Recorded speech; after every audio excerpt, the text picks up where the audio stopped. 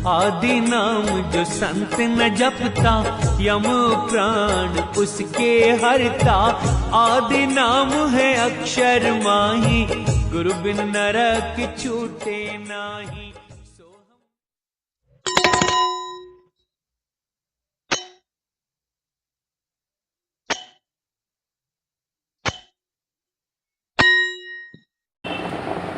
साधु सत्साहेब सत्साहेब सत्साहेब। जय सतगुरु साईं अरुण जी महाराज को प्रणाम, जय सतगुरु कबीर साहिब को प्रणाम, जय सतगुरु नानक साहब को प्रणाम, जय सतगुरु रविदास जी महाराज को प्रणाम, जय सतगुरु भगवान बुद्ध को मेरा कोटि प्रणाम। आप सभी भक्तजनों, प्रेमियों, साध संतों, छोटे बड़े सभी जनजीवन जाति, सभी मानव जाति को मेरा कोटि कोटि प्रणाम, प्रकृति को प्रणाम। सत्साहेब सत्साहेब सत्साहेब।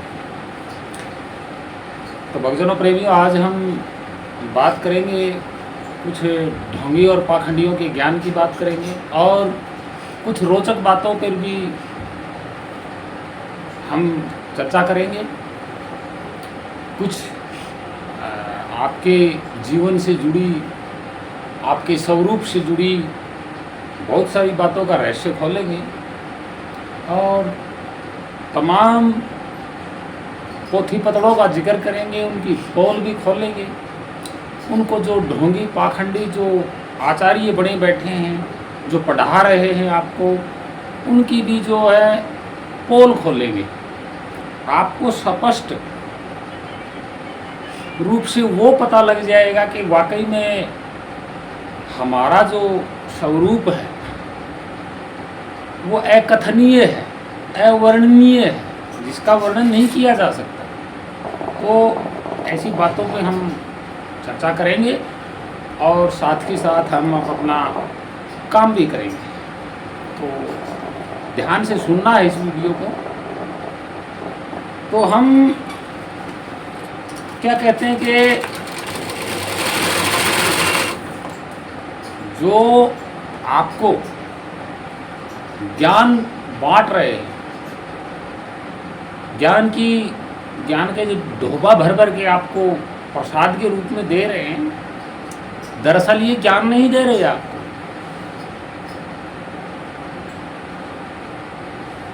क्योंकि ज्ञान देने की चीज नहीं है।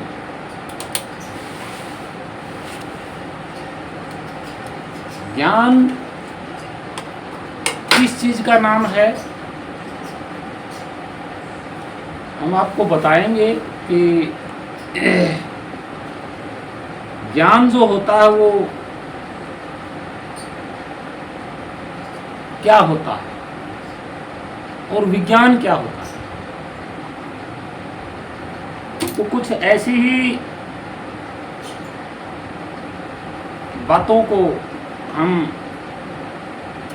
बताएंगे और ध्यान से सुनना है इस वीडियो को। बड़ी ही महत्वपूर्ण वीडियो है जो कि आप समय विचार सकोगे कि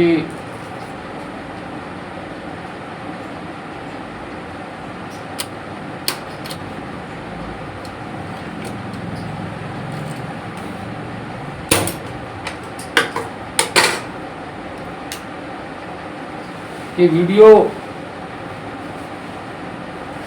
में जो बताया जाएगा उस पे आपको पूरी तरह से गौर करनी है, ध्यान देना है।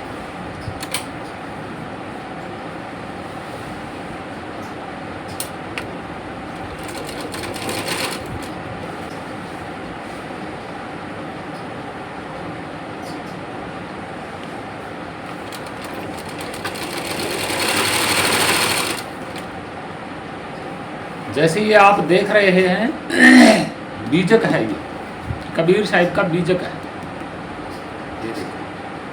अब बीजक तो बहुत सारे छपे हैं और एक दूसरे की वाणियों को भी अलग अलग दर्शाया गया है।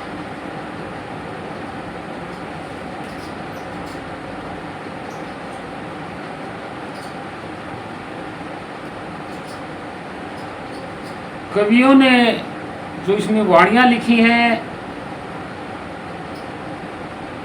दरअसल वो कवियों की ओर से है।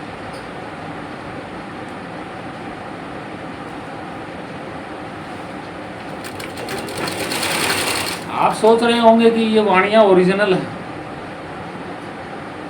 वाणियाँ ओरिजिनल नहीं है।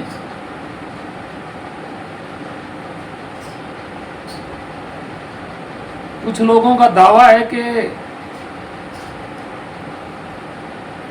कबीर साहिब की वाणियाँ जो है वो बीजक में ओरिजिनल है। हालांकि बीजक में ओरिजिनल वाणियाँ कबीर साहिब की नहीं है।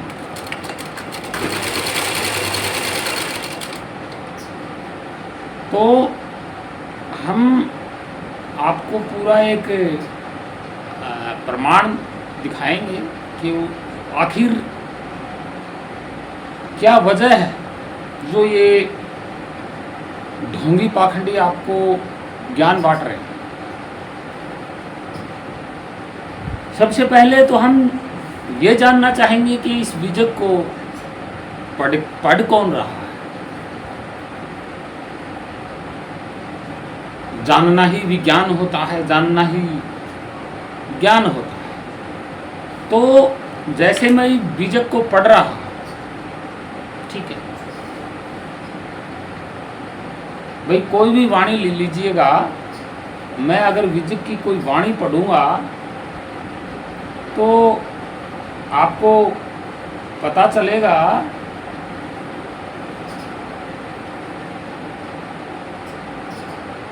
कि एक वाणी है, मैं पढ़ देता हूं। बेटा जाए तो क्या हुआ, कहा बजावे थाल। कि जब बच्चे का जन्म होता है तो थाली बजाते हैं, ठीक है। आवन जावन होए रहा जो कीड़ी का नाल। कि ये जीवों का ये जन्म होना और मृत्यु होना हो रहा है। जैसे कीड़ी आ रही है जा रही है, नाल होता है, इसी तरह। तो अब देखिएगा ये पढ़ने वाला कौन है और सुनने वाला कौन है। इस पे यहीं से शुरू करते हैं हम ज्ञान की। तो अब सबसे पहले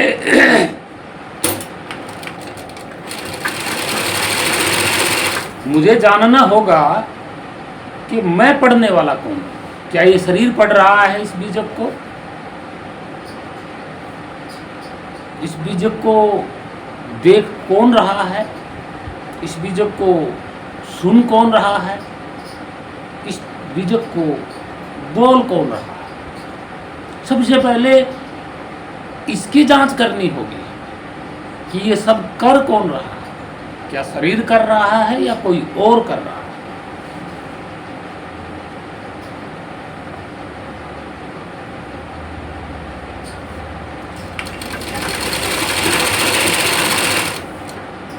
तो अब हम विचार करेंगे तो आपके मन में ये होना चाहिए कि जिस गुरु के पास मैं जाऊं वो गुरु मुझे सबसे पहले ये बताए कि ये बीजक पढ़ने वाला कौन है, बोलने वाला कौन है, सुनने वाला कौन है और देखने वाला कौन है। इस बीजक को सुनाने वाला कौन है। यहाँ से सत्य ज्ञान की शुरुआत होगी।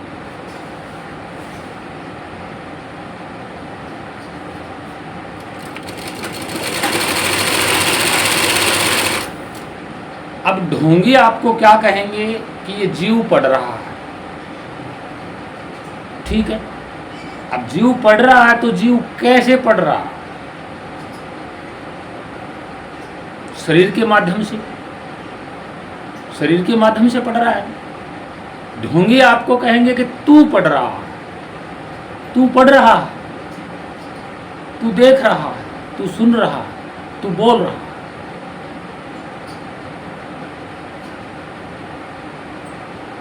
तो यहाँ प्रश्न उठना चाहिए, क्या मैं शरीर हूँ जो बोल रहा हूँ, सब कुछ कर रहा हूँ, या शरीर से अलग हूँ? तो ढोंगी इस पर आपको कोई जवाब नहीं देंगे।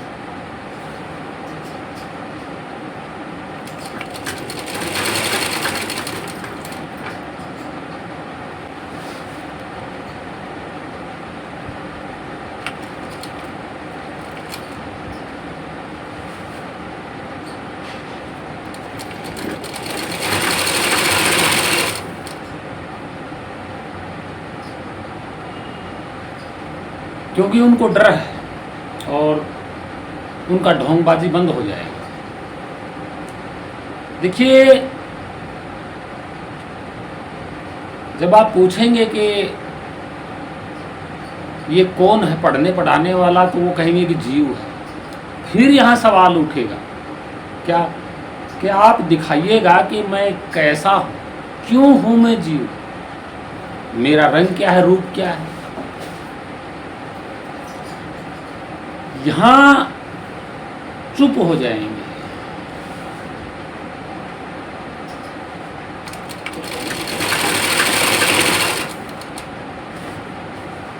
क्योंकि आपके शरीर का तो रंग रूप है,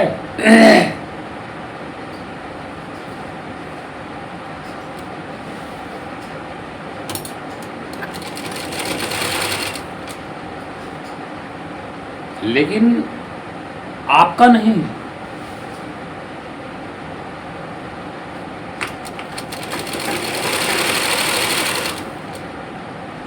ये सच है।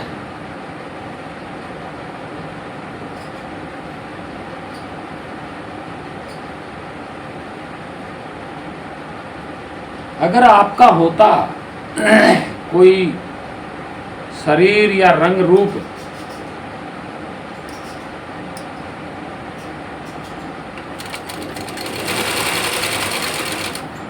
तो पहली बात तो आपको शरीर धारण करने की जरूरत नहीं है। और वो 1% के लिए मान भी लेते हैं कि शरीर के अलावा आपका कोई रंग रूप है, तो ढोंगी नहीं, अनपढ़ व्यक्ति भी दिखा देता, अनपढ़ व्यक्ति भी दिखा देता, इसमें कोई बड़ी बात नहीं है। आप अनपढ़ व्यक्ति को कहोगे कि भाई सूरज को दिखाइए, तो वो दिखा देगा आपको, कहेगा ये रहा। तो आपके शरीर की तरह आपका भी अगर रंग रूप कोई शरीर होता, तो इन ढोंगी बाबा गुरुओं की जरूरत ही ना होती। शरीर से निकलते हुए, आते हुए, जाते हुए दिखाई दे देते।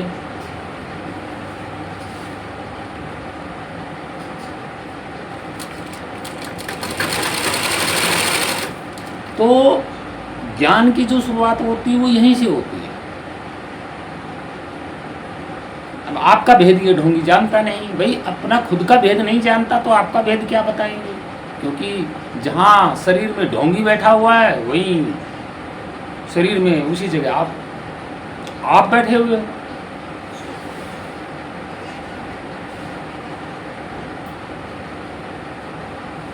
तो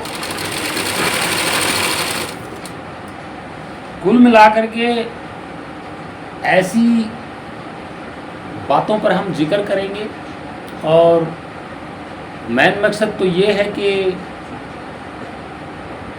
लोग आपको सच्चाई से दूर कर रहे हैं।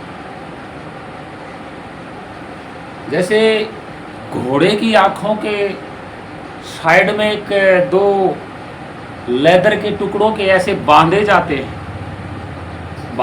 हैं ना, तो वो क्यों बांधे जाते हैं?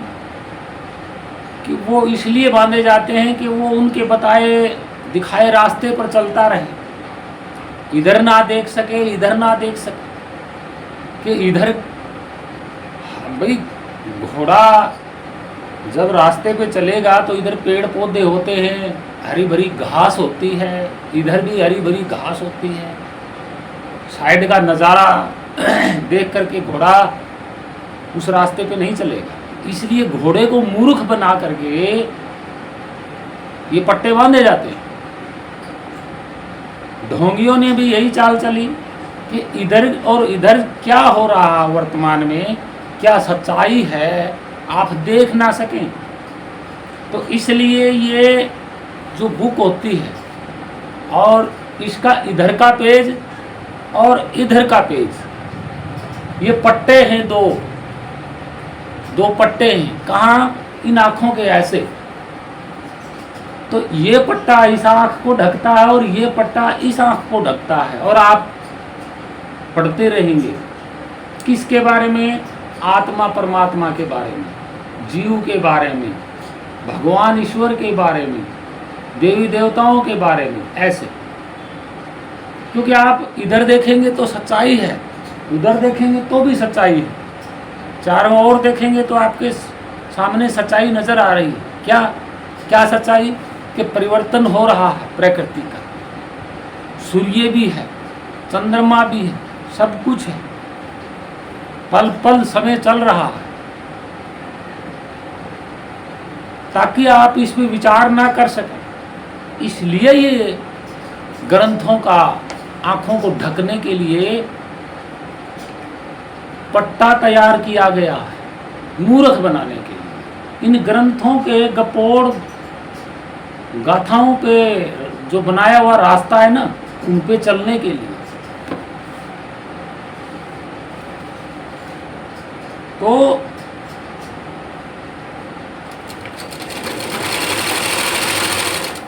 अब सवाल यही उठता है ना कि ये पढ़ कौन रहा है?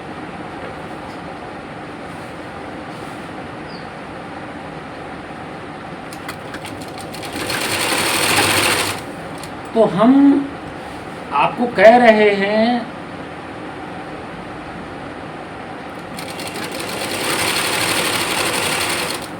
हे मानव, हे जीव, जरा थोड़ा सा विचार करें। क्या आपके बिना ये संसार चल सकता है? नहीं चल सकता।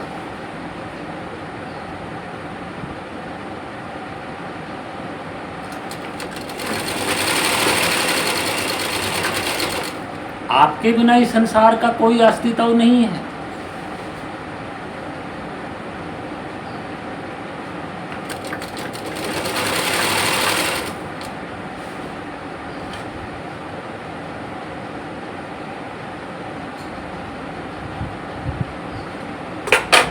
मैं आपको बहुत ही बढ़िया तरीके से बताऊंगा, समझाऊंगा।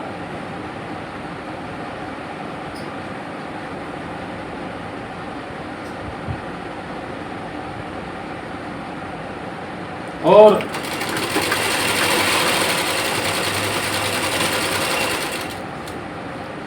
किस तरीके से ये आपको रास्ते पर, गलत रास्ते पे दौड़ा रहे हैं, इस पे मैं पूरी चर्चा करूंगा इस वीडियो में। वीडियो लंबी हो सकती है क्योंकि रुक रुक के बोलना होता है और साथ में मशीन भी चलानी है, काम भी करना है, कर्म भी करना है और आपको बताना भी है। तो हम कुछ ढोंगियों के प्रवचन हैं, जो कुछ बातें इसमें भी लिखी हुई हैं। कबीर जी की कुछ ओरिजिनल वाणियाँ भी हैं इसमें कि मूर्ख शब्द न मानई, कि मूर्ख शब्द न मानई, धर्म न सुने विचार। मूर्ख शब्द न मानई, धर्म न सुने विचार। सत्य शब्द नहीं खोजई, जावे जम के द्वार। अब सत्य शब्द ना खोजई, जावे जम के द्वार। तो ये जम का द्वार क्या है ये भी हम बताएंगे, ये जम कौन है ये भी हम बताएंगे। तो आप संतुष्टि से इस वीडियो को देखें और बहुत ही रोचक बातों पे हम बात करेंगे। ढोंगियों ने आपको बताया है कि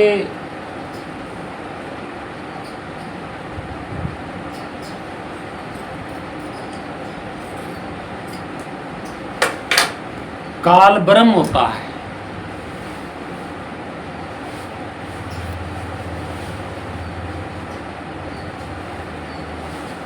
आपको उलझाया हुआ है काल ब्रह्म के चक्कर में।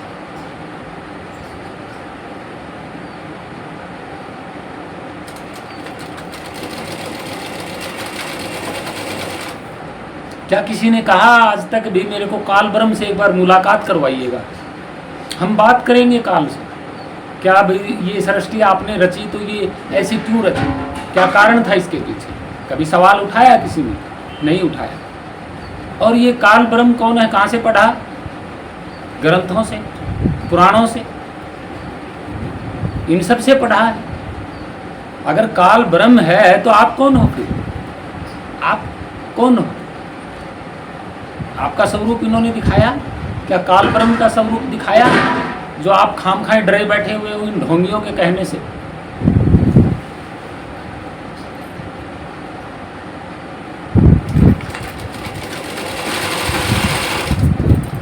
और फिर सवाल ये भी उठता है कि काल ब्रह्म आपको बिगाड़ क्या सकता है? आपका क्या बिगाड़ सकता है आपका काल ब्रह्म? अगर आपका काल ब्रह्म बिगाड़ सकता है तो आप इन ढोंगियों से एक बार कहिए कि हमें काल ब्रह्म से मुलाकात करवाओ। परमात्मा तो बहुत बाद की बात है, पहले काल ब्रह्म से मुलाकात करवाओ। हम बातचीत करेंगे, हम उसका रूप देखें। क्या वो हमसे बड़ा है या हम कितने छोटे हैं? आखिर ये काल ब्रह्म है कौन? क्या इसके हाथ पांव हैं? कैसे रंग का है? ये कहाँ रहता है? ये सवाल उठाया? नहीं उठाया। क्यों नहीं उठाया? कौन सी पाबंदी है? आप सवाल करिएगा, आपको कोई डरा थोड़ी रहा है। आप पूछिएगा, रंग रूप दिखाइएगा, ऐसे बोलो। लेकिन आप नहीं बोले, आप डर चुके, आप आस्था में जा चुके।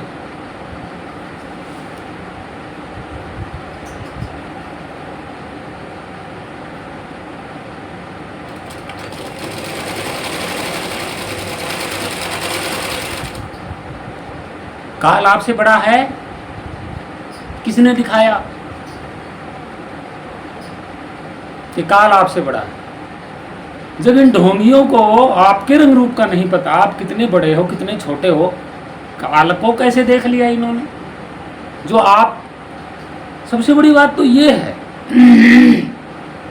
आत्मा को देख लिया, परमात्मा को देख लिया, काल ब्रह्म को देख लिया। आपको क्यों नहीं देखा आज तक, जो आप वर्तमान में भी हो, जो आप वर्तमान में भी हो शरीर के साथ? आपको क्यों नहीं देखा? सवाल तो ये उठता है। इन तीनों को देख लिया, आपको आज तक इन ढोंगियों ने देखा नहीं। ये आपको कौन सा ज्ञान पढ़ा रहे हैं? जरा सोचने की बात है ये।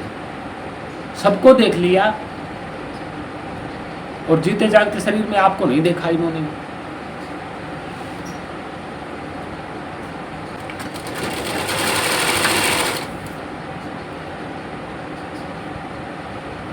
तो आप खुद सोच सकते हैं कि ये आप लोगों को कैसे पढ़ा रहे हैं।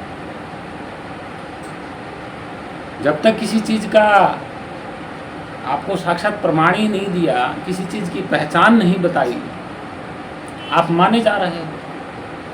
कोई गुरु बन के बैठ गया, उसने आस्था में डाल दिया आपको कि जीव आपको पकड़ के लेके जाएगा, काल आपको पकड़ के लेके जाएगा।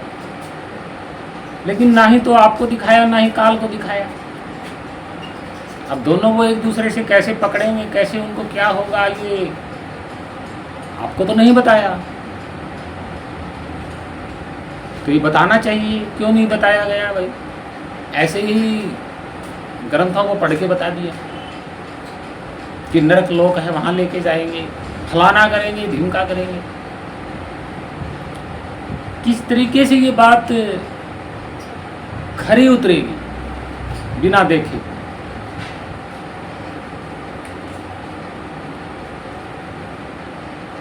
तो आप सवाल पूछेंगे नहीं, इसी तरह आपको मूर्ख बनाते रहेंगे।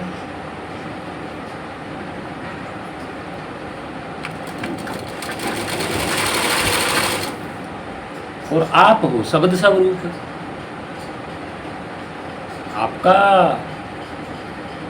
आपका ही तो क्या, सभी प्राणियों का, यहाँ तक कि निर्जीव पत्थर तत्व है, उनका भी, उनके चारों ओर भी जो चेतना है वो भी आपका स्वरूप है।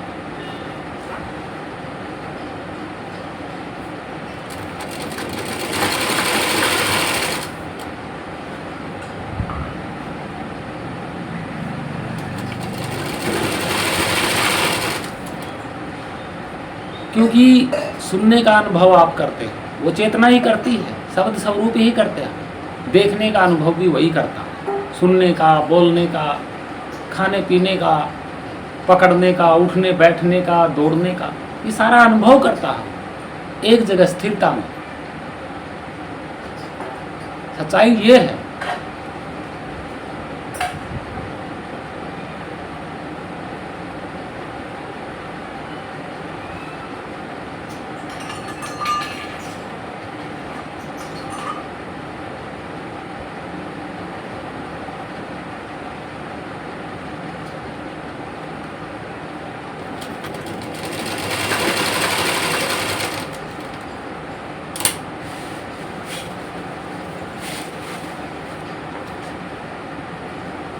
और ये सच्चाई आपको बताई नहीं गई।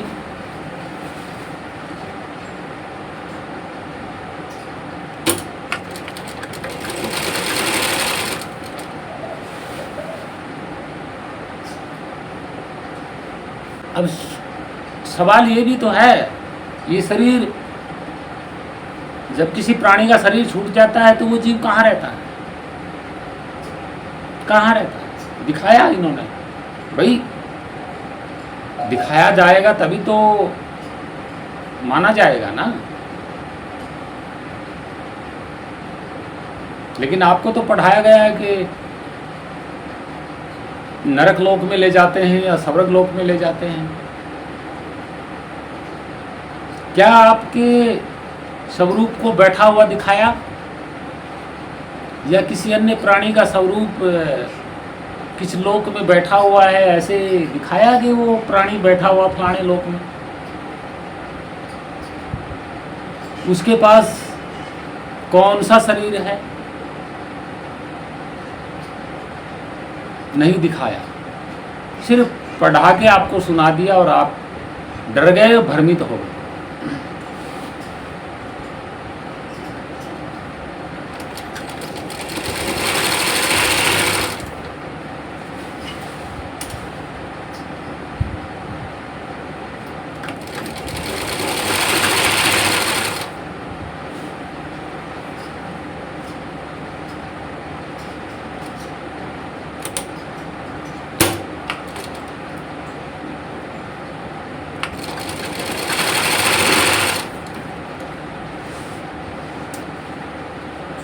क्योंकि आपको जब तक ये भ्रमित नहीं करेंगे तो इनका ढोंग का जो ढोल है वो बजेगा नहीं।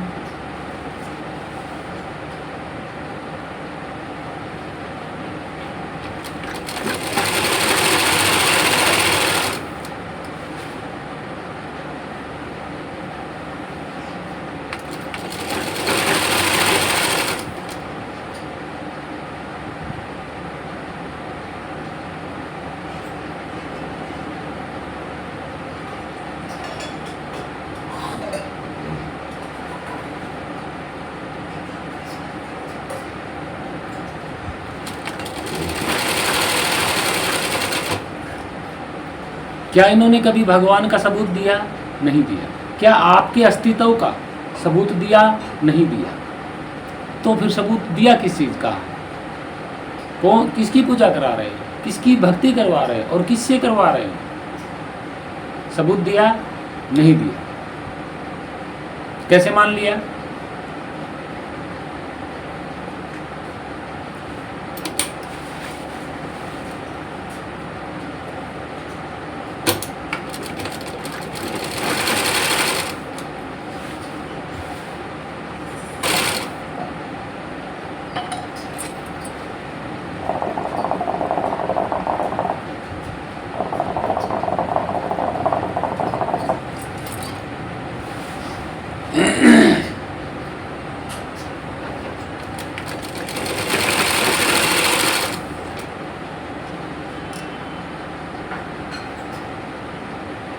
अगर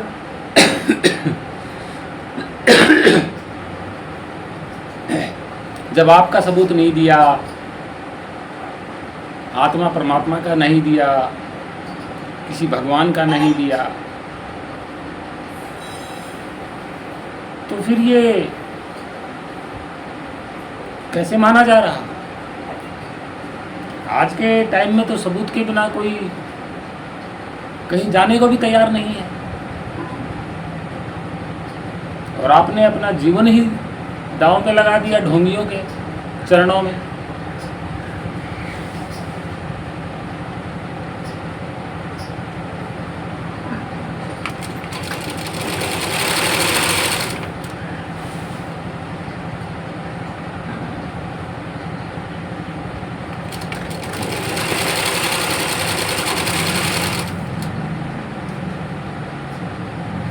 संसार के सारे तत्व आपको भर दिए गए आपके अंदर।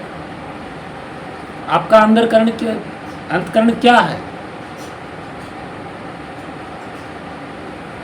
यहाँ बड़ी रोचक बात है कि ढोंगी कह रहे हैं आपने अंदर का खाली करो, तो अंदर का खाली किसको करना है? किसको करना है? शरीर को। तो भाई शरीर तो आप हो ही नहीं, तो शरीर को अंदर से खाली करने की क्या जरूरत है? ढोंगी यहाँ दो कली बात करते हैं, क्या? अपने अंदर को अपने अंदर से खाली करो। किसके अंदर से? क्या आप कोई गुब्बारा हो क्या इस शरीर के अलावा? जब आपका कोई स्वरूप ही नहीं है तो खाली किसको करना है? ये विधि आपको नहीं बताई, इसका ओरिजिनल सत्य ज्ञान वो आपको नहीं बताया। मैं बताता हूँ। जैसे ये बोतल है भाई, बोतल है, इसमें पानी भरा हुआ और ये आकार प्रकार में है, इसकी एक शरीर है, और ये अंदर से खाली करोगे तभी तो होगी।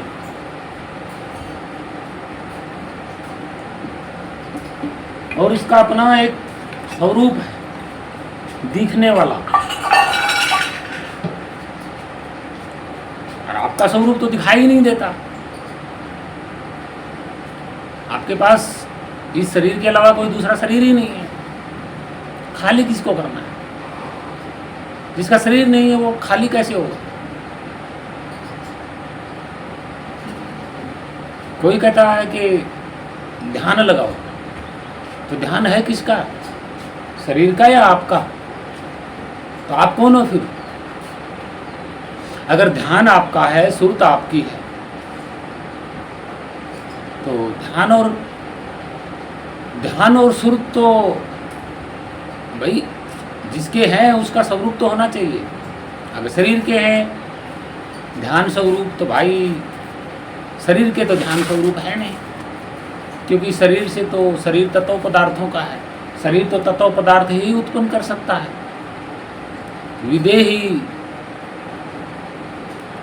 विदेही चीज़ों को उत्पन्न नहीं कर सकता शरीर, कभी नहीं कर सकता। शरीर तो केवल तत्व पदार्थ से बना है, तो तत्व पदार्थ ही उत्पन्न कर पाएगा। विदेही चीज़ों को उत्पन्न करने वाला शरीर नहीं है। अगर शरीर आपके ध्यान सुरत को उत्पन्न करने वाला है और मन और विचार को उत्पन्न करने वाला है, तो शरीर तो अमर है, जब चाहे विचार, मन, सुरत, ध्यान उत्पन्न कर सकता है? तो फिर शरीर मरता क्यों है भाई? बड़ी सोचने वाली बात है।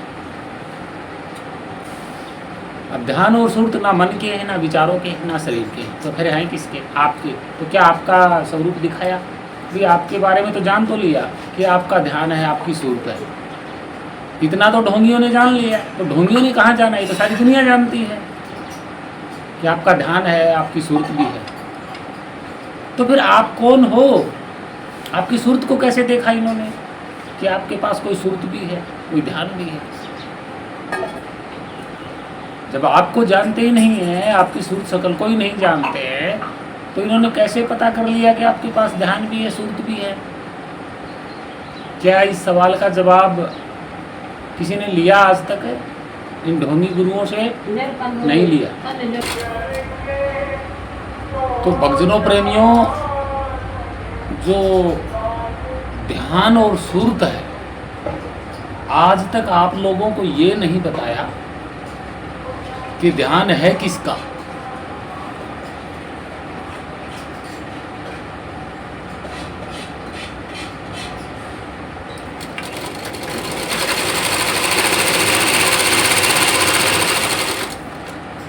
तो जो ध्यान है वो शब्द स्वरूप का है।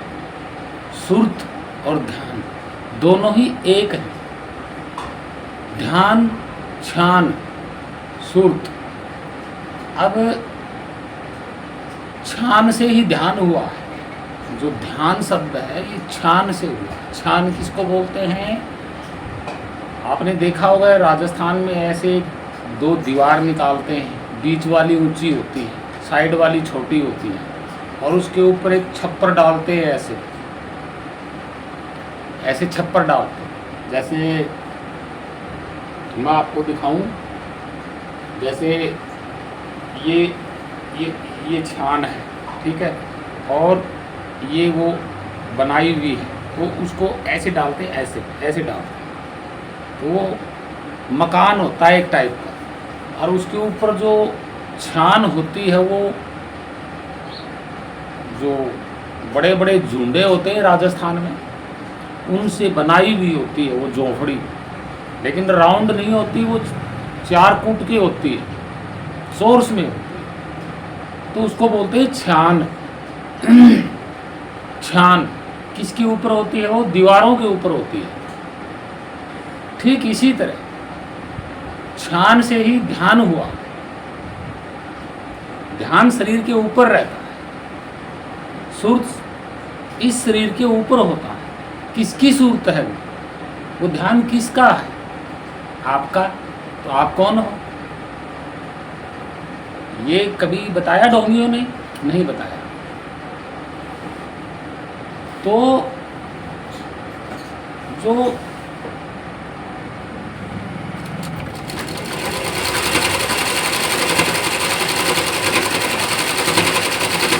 जैसे तथागत बुद्ध जी ने कहा छान, यानी कि छान से ही ध्यान हुआ। छान, ध्यान। तो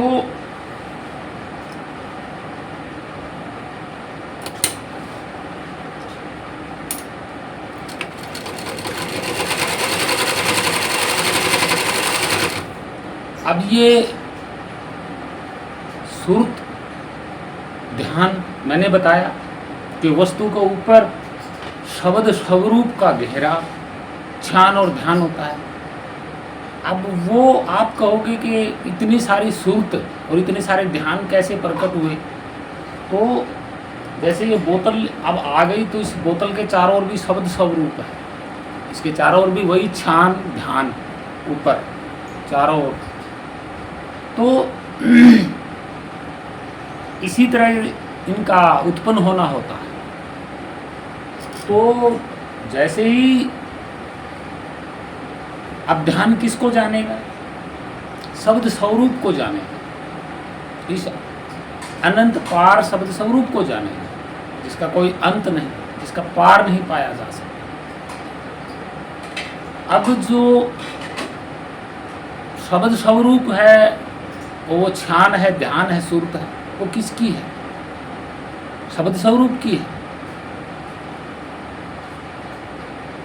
शब्द स्वरूप कौन है? स्वयं अविनाशी।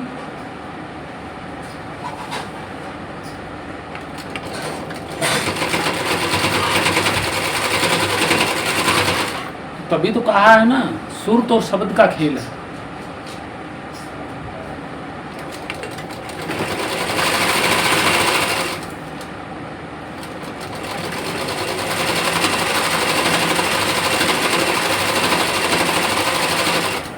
लोग कहते हैं कि सुरत आई कहाँ से? ढोंगी बताते हैं कि आत्मा के दरबार से आई है, सतलोक से सुरत आई है। भाई सतलोक इस खाली स्पेस में अगर कहीं होगा तो ये तो खाली स्थान सबसे बड़ा हुआ। अविनाशी तो खाली स्थान हुआ, पहले खाली स्थान होगा फिर सतलोक बनेगा। तो ये तो है नहीं कि खाली स्थान से पहले सतलोक बन जाएगा। अब कोई चीज़ आसमान में आप देख रहे हो, क्या इस खाली स्थान के बिना, इस अनंत स्पेस के बिना कोई चीज़ बन सकती है? किसी चीज़ को बनने के लिए स्पेस चाहिए। ये ढोंगे आपको उल्टा पटा रहे हैं। भाई सुरत कहीं से आई नहीं, आई नहीं।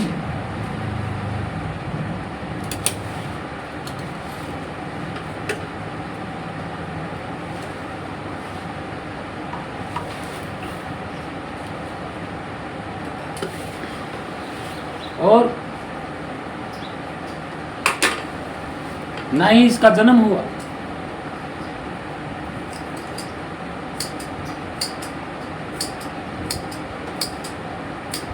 जन्म होना और इस किसी चीज को बनाना एक अलग प्रोसेस है, प्रक्रिया है।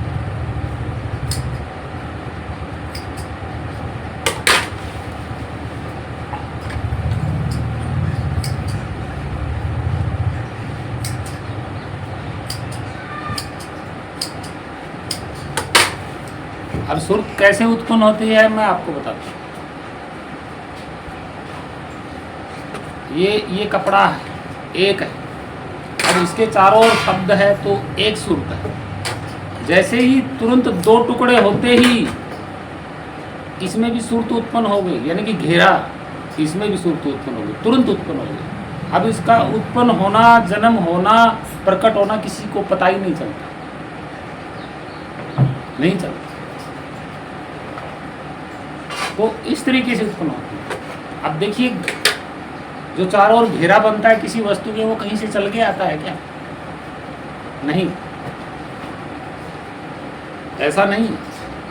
जो ये ढोंगी कुछ और बता रहे हैं।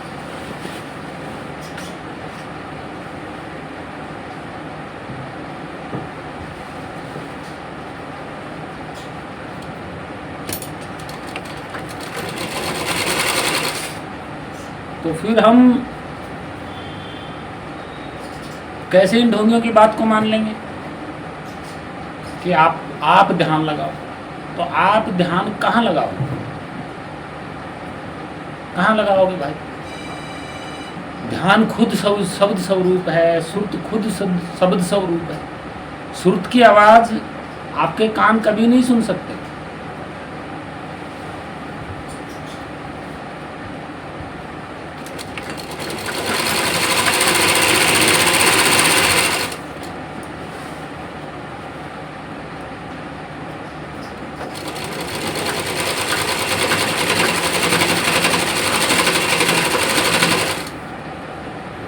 जीव, जिसको हम जीव कहते हैं, वो शब्द स्वरूप का ही प्रभाव है।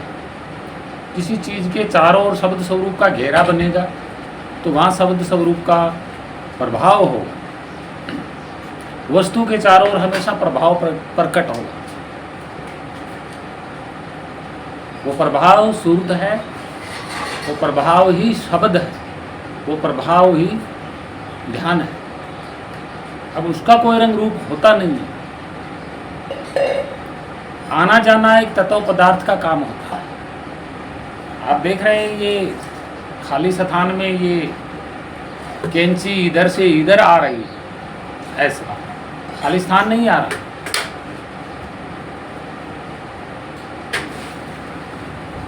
जब तक हम प्रत्यक्ष प्रमाण इन आँखों से नहीं देख लेते तब तक मानना गलत है। हम हर एक चीज़ को देखते हैं, लेकिन अपनी आँखों से, अपने शरीर की आँखों से। आप शरीर नहीं है। जब तक ये आपके पास है, आपका है, ठीक है। और हालांकि ये शरीर प्रकृति का है, पृथ्वी का है, आपका नहीं है। आपका तो अपना, आपका स्वरूप ही है, अविनाशी। और आपका जो काम है वो है हमेशा से रहना, बस। इसके अलावा आपका कोई काम नहीं है। ना किसी को पकड़ के रखना है, ना किसी को रोकना है, नहीं। प्रकृति की और ध्यान रखना ही नहीं, प्रकृति की ओर ध्यान रखना आपका काम नहीं है। ना किसी को याद रखना, नहीं। क्योंकि आप भविष्य में भी हो, वर्तमान में भी और भूतकाल में भी। आपका सिर्फ होना है। ये टाइम, समय, तत्व, पदार्थ, ये सब बन बिगड़ रहे हैं। तो भविष्य के बारे में जब आप सोचते हो, आने वाले भविष्य के बारे में सिर्फ आप सोच सकते हो। और जिस बात के बारे में आप सोचते हो वहाँ पर भी आप ही हो, वहाँ पर भी आप खड़े हो, उस भविष्य में और वर्तमान में भी खड़े हो। क्योंकि आने वाले भविष्य में भी आपका स्वरूप है। भविष्य कहीं आपके स्वरूप से अलग तो चल के आएगा नहीं। भविष्य होना, भूतकाल होना, वर्तमान होना, ये सब आपके स्वरूप में चल रहे हैं। तो ये जो बातें हैं, ये ढोंगी आपको नहीं बताएंगे।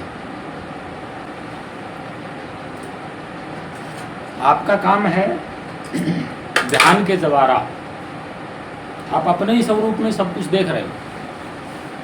देखने वाला भी वही है और दिखने वाला भी वही है, कोई अंतर नहीं है।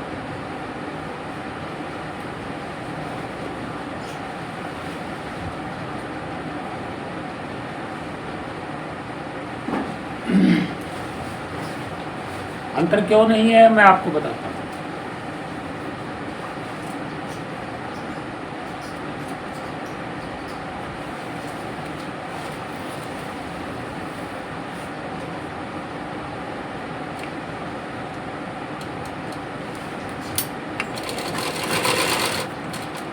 जैसे ये है, देख रहे हैं आप, इसके दो सिरे हैं, दो सिरे हैं। अब इससे कहा जाए, अब ये दोनों सिरों एक दूसरे को देख रहे हैं, एक दूसरे को देख रहे हैं। ये सिरा इसको देख रहा है और ये इसको देख रहा है। दोनों एक दूसरे के आमने सामने हैं। अब बताइएगा कौन किसको देख रहा है? ये किसको देख रहा है? अपने आप को देख रहा है। ये खेल है।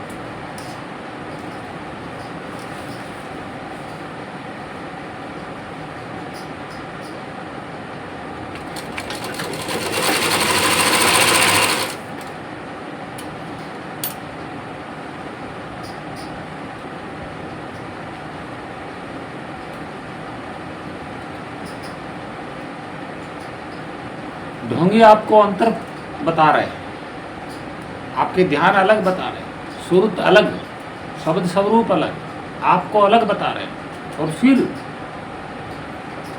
परमात्मा अलग बता रहे हैं, आत्मा अलग बता रहे हैं। कह रहे हैं कि परमात्मा कोई और है, उसका नाम कोई और है, फिर आत्मा कोई और है, तो आत्मा का भी तो नाम होगा कोई।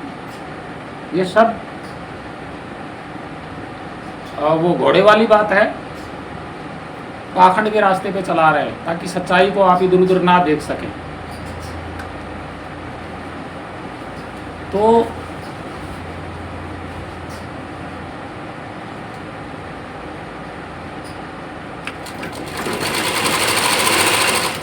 भक्तजनों, प्रेमियों, ऐसा कुछ नहीं है।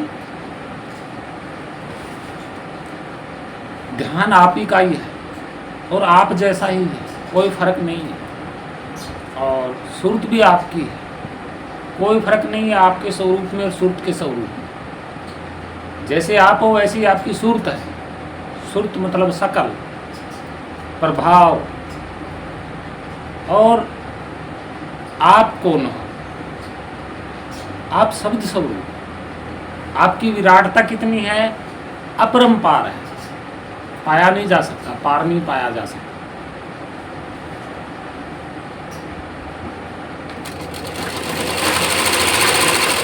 इसके अलावा कौन है? तत्व पदार्थ, प्रकृति, बस। चेतन और जड़, जड़ और चेतन, यानी कि शब्द स्वरूप और प्रकृति दो ही हैं इस अनंत सिस्टम में। और इस अनंत सिस्टम कौन है? स्पेस।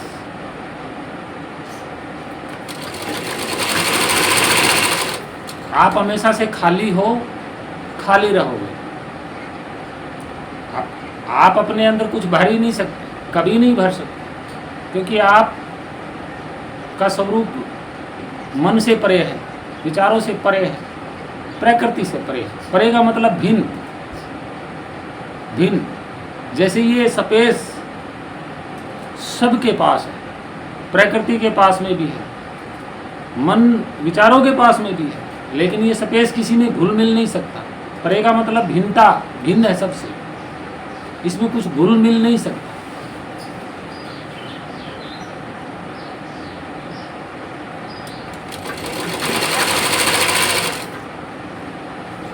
इसलिए आप हमेशा से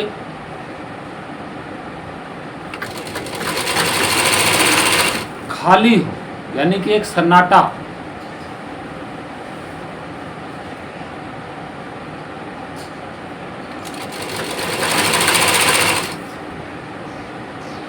सन्नाटा क्या होता है? सन्नाटा किससे बनता है? सन्नाटा किसी तत्व पदार्थ से नहीं बनता। सन्नाटा का मतलब होता है खाली, जहाँ कोई नहीं है, वहाँ केवल और केवल सन्नाटा है। और वो सन्नाटा, उसका कोई रूप आकार प्रकार नहीं होता है। और सन्नाटा में कौन है? वो सारा सन्नाटा ही गूंज रहा है, वो गूंज ही शब्द स्वरूप है। ढोंगी आपको उल्टा पाठ पढ़ा रहे हैं।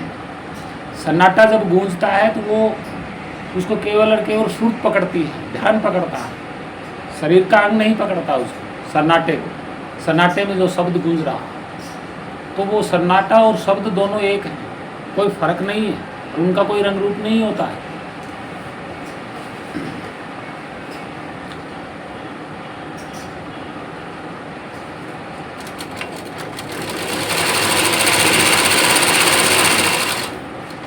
और फिर आप देखोगे कि सन्नाटे में ही सब कुछ चल रहा है।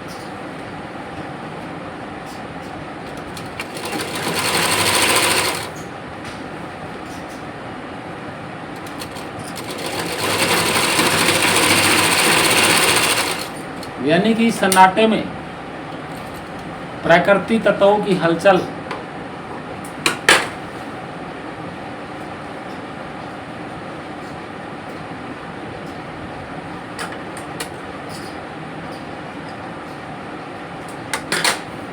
कहते हैं ना शून्य के पार। शून्य का मतलब सन्नाटा, खाली, जीरो। जब सब कुछ जीरो हो जाता है, खाली हो जाता है, शून्य हो जाता है, तो वो महागूंज ही बचती है सन्नाटे में। वो सन्नाटा ही महागूंज है, अलग अलग नहीं है सन्नाटा और महागूंज, नहीं, केवल महागूंज बचती है, खाली बिल्कुल। तो वही आपका स्वरूप है। खुले नैन सन्नाटे में आप अपने स्वरूप को, अपनी सुरती को लगाएंगे शब्द स्वरूप में, आपका ध्यान आप ही में लग जाएगा, तो आपको लगेगा कि ये महागूंज है सन्नाटा की, इसी में सब कुछ विद्यमान है। और सन्नाटा किसी तत्व पदार्थ से नहीं बना, और ना ही सन्नाटा कहीं से उत्पन्न हुआ। सन्नाटा मतलब खाली। जब कुछ नहीं था तो ये स्पेस खाली था, और ये स्पेस कौन था? शब्द स्वरूप।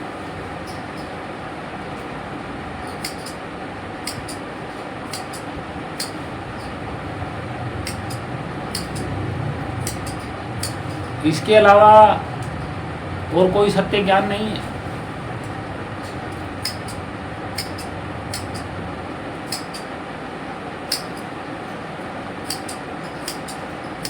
और ये किताबी ज्ञान नहीं है, ये मेरा अपना निज अनुभव है, ये मेरे साथ हुआ है ऐसा। यानी कि मेरा जो स्वरूप है वो सन्नाटा स्वरूप है, खाली, बिल्कुल कुछ नहीं है, जिसके अंदर कोई मिलावट नहीं है और ना ही उसमें कोई मिल सकता, ना घुल सकता। मेरा स्वरूप हर जगह मौजूद है, भविष्य में भी मौजूद है, वर्तमान में भी, भूतकाल में भी। उसका कोई इतिहास नहीं है, अजन्मा है, उसका वर्णन नहीं होता। अनुभव भी होगा तो भी होना होगा, बस।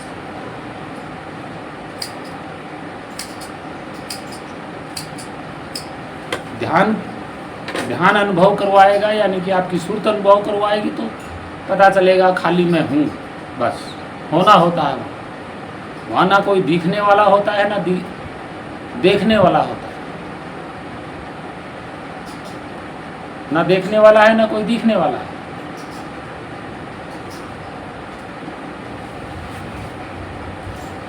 क्योंकि आंखें तो प्रकृति को देखती हैं और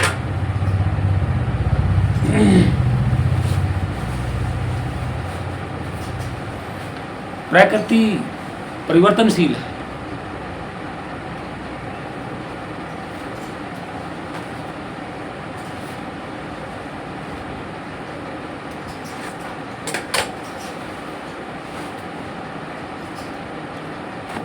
और ढोंगी आपको ऐसे ग्रंथ पढ़ा करके उलझाए जा रहे हैं किताबी ज्ञानों से, ये किताबी ज्ञानों से, जो ये भी किसी पुरुष ने, किसी कवियों ने लिखे हैं, विद्वान कवियों ने लिखे हैं।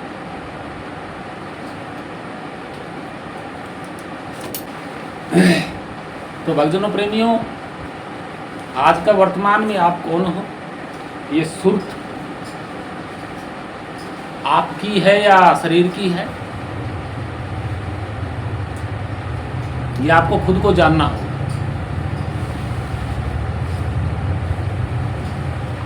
जैसा रंग रूप आपका है वैसा ही आपकी सुरत का है।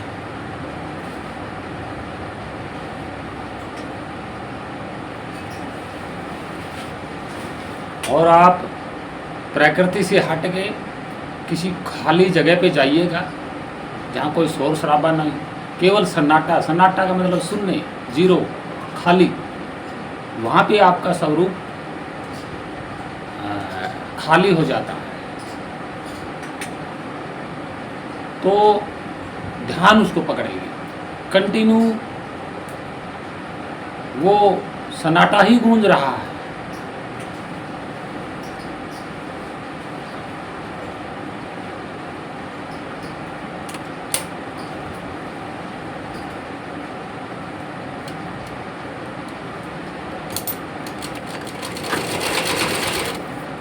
और वो कोई नाम नहीं है, वो शब्द सत्य है, मतलब अविनाशी, न बदलने वाला, हमेशा से रहने वाला, वो है।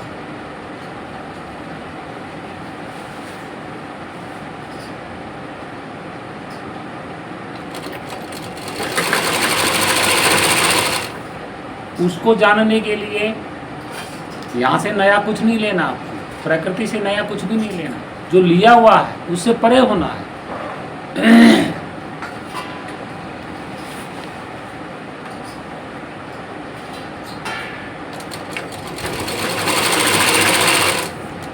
ढोंगी आपको नए नए कहानी सुना रहे, उलझा रहे, नए नए मंत्र जाप दे रहे, नई नई विधियां दे रहे।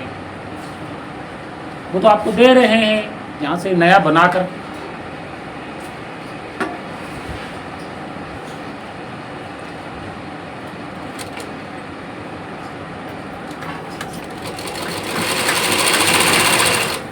नया इसमें कुछ है नहीं।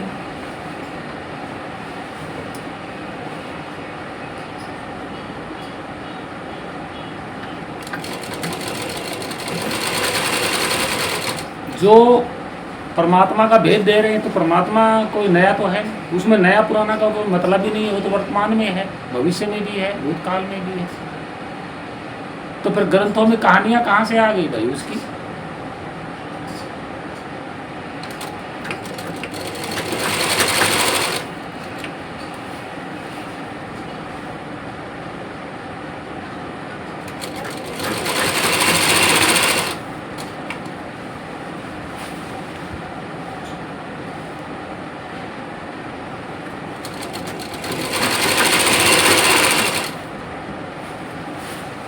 और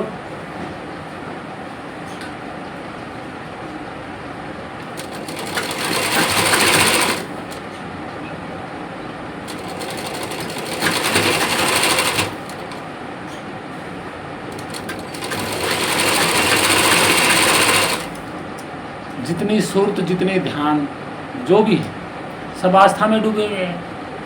आस्था बनाई हुई है, आपका स्वरूप कभी बनाया नहीं। कितना अंतर हुआ है दोनों में, आप सोच सकते हैं। आस्था, आत्मा, परमात्मा, भगवान तो बनाए हुए, और आपका कभी जन्म नहीं हुआ, अजन्मे हो। आपका स्वरूप जो है अजन्मा है, तो बड़ा कौन हुआ? अजन्मा अमर अविनाशी होता है। आपके बनाए हुए भगवान तरह तरह के रंग रूप बदलते हैं, हजारों नाम लेके रखे हुए हैं, और फिर इस धरती पर तो हर धर्म का एक अपना भगवान होता है। क्या कारण है? जिन्होंने धर्म बनाए उन्होंने अलग से एक भगवान तैयार किया था अपनी जनता को बांधने के लिए। तो जो भगवान खुद ग्रंथों में बंधा हुआ है, नामों में बंधा हुआ है, इंसान के अंदर बंधा हुआ है, इनका बनाया भगवान मंदिर में बंद है, कर्मकांड में बंद है। यानी कि जरूरत में, जो जरूरत होती है जिसको, वो बंध जाता है।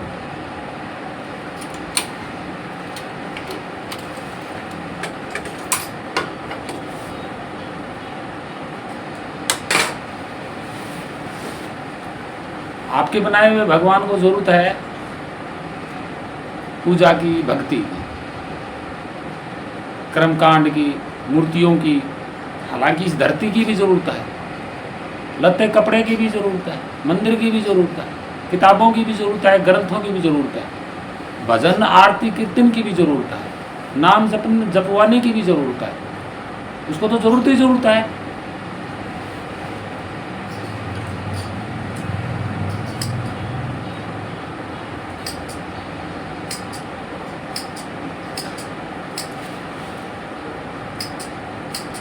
जरूरत ढोंगियों ने पैदा की है।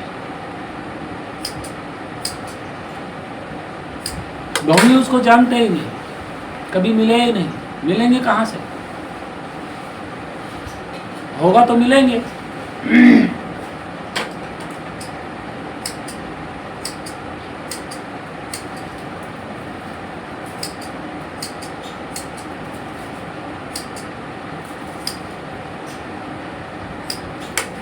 तरह तरह का सिस्टम रच दिया।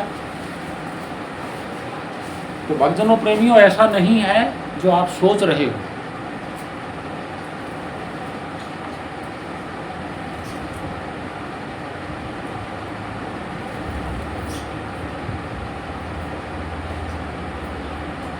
क्योंकि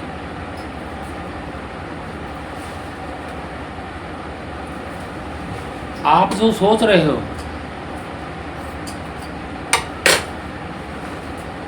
कल्पना कर रहे,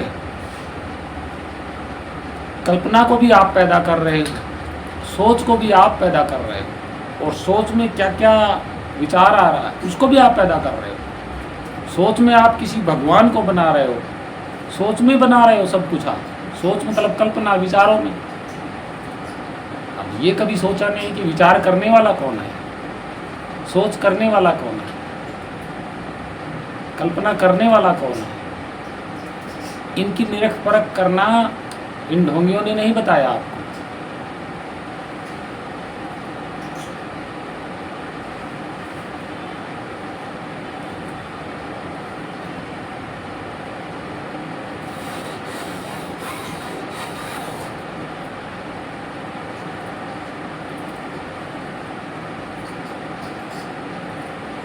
आपको पता होगा कि रविदास जी की एक वाणी है कि कर्म बंधन में बंधे रहो, फल की ना तजियो आस। गीता में उल्टा कर दिया कि कर्म करते रहो और फल की जो रविदास जी की जो वाणी है वो ये कह रही है कि कर्म बंधन में बंधे रहो और फल की रखियो आस।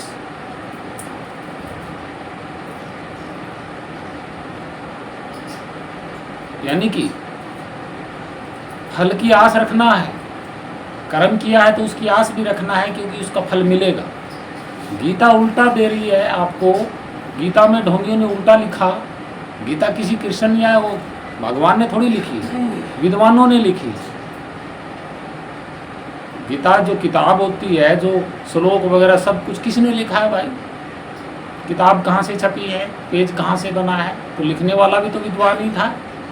उल्टा लिखा क्या कि कर्म बंधन में बंधे रहो और फल की तजियो आस, कि फल की आस तज दो। मतलब फल की आस खत्म करो। तो ये तो उल्टा हो गया। फल की न तजना आस, फल की न तजियो आस।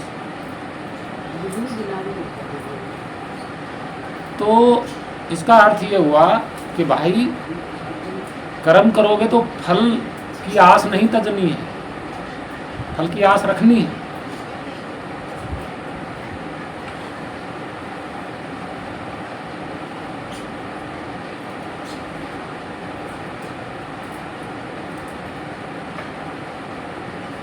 और तभी तो कहा है ना, लोग उल्टा पढ़ा रहे हैं गीता के ज्ञान में कि कर्म करते रहो, फल की आस छोड़ दो। ऐसा नहीं है। फल की आस को तजना नहीं है, फल की आस रखनी है कि मिलेगा। तो यही बात वो है कि आपको जो उलझाया जा रहा है, कर्म करना है तो फल की आस भी रखना है, मिलेगा।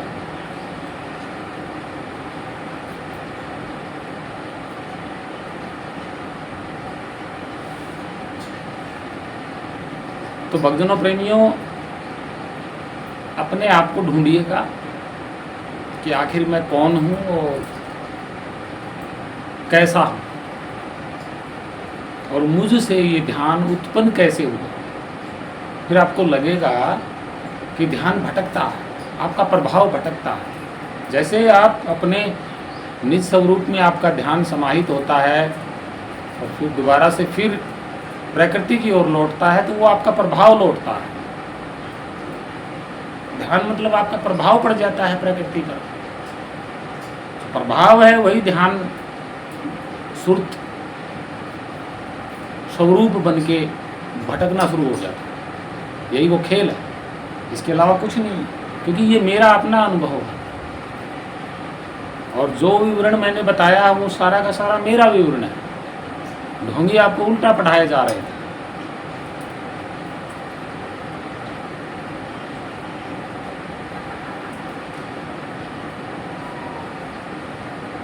तो ये सारा वर्तमान में सत्य है। यहाँ किसी का कोई खेल नहीं है बीच में। यहाँ तक कि ये शरीर भी एक कल्पना है, कल्पना है।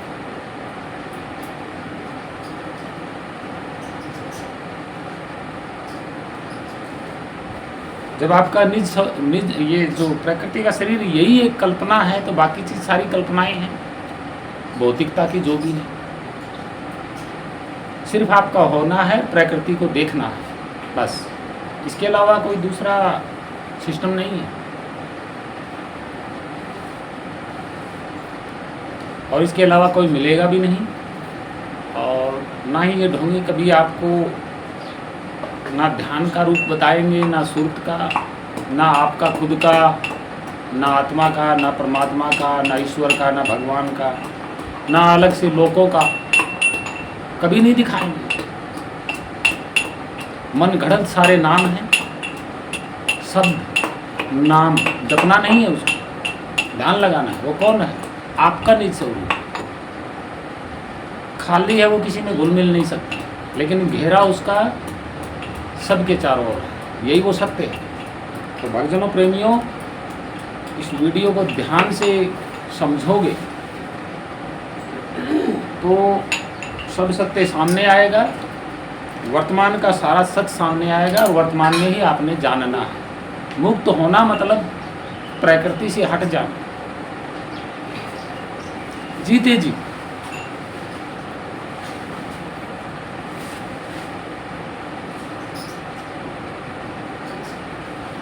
जीते जी भी आपने 2 सेकंड के लिए भी आपने अपने स्वरूप में ध्यान लगा लिया, शब्द स्वरूप में आपका ही ध्यान, आपका ही रूप, अलग कुछ है ही नहीं, तो भी आपका कल्याण संभव है।